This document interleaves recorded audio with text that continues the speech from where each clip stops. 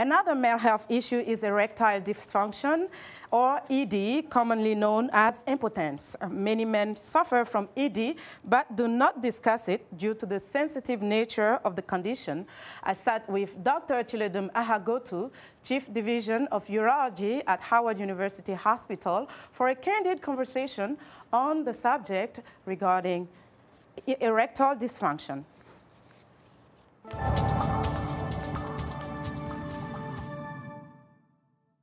Erectile dysfunction is defined as the inability to achieve an erection that is adequate for sexual intercourse.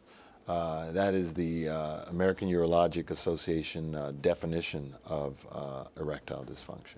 So what causes erectile dysfunction?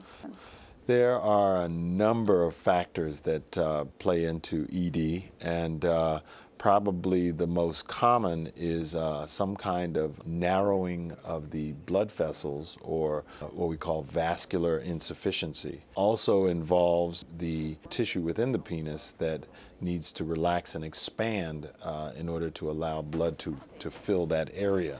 On a cellular level, we call that endothelial cell dysfunction.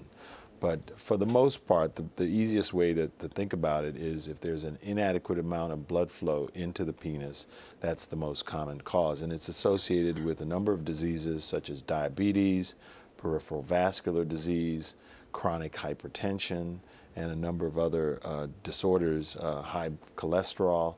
All these disorders can affect the blood flow to that area, just like it affects the blood flow to different organs such as the heart. I've read somewhere that substance abuse can be a cause. Absolutely. There are a variety of drugs, including alcohol, as well as cocaine, marijuana, intravenous drugs that can all affect the quality of the erection by different mechanisms, not only by affecting the blood flow, but also by affecting the testosterone level, by affecting the ability for the men to become aroused.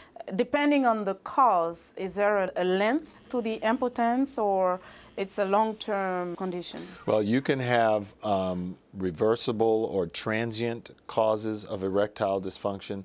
Many are like drug-induced causes of erectile dysfunction, but you can also have more long-term or permanent causes of erectile dysfunction. And most of the time, when a patient presents with some degree of erectile dysfunction, it's a long-term problem or a chronic problem requiring long-term treatment.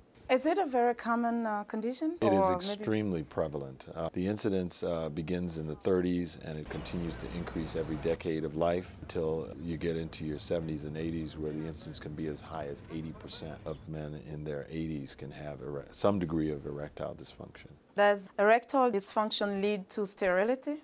In the most severe cases, it can, just simply because if one is not able to achieve an erection adequate for what we call intromission or vaginal penetration, then it renders that individual sterile from that perspective. But in terms of the ability to produce sperm, the two processes are totally separate. So you can have erectile dysfunction and still have an adequate amount of semen in the testicles to be able to fertilize the female. At what point should a man be concerned?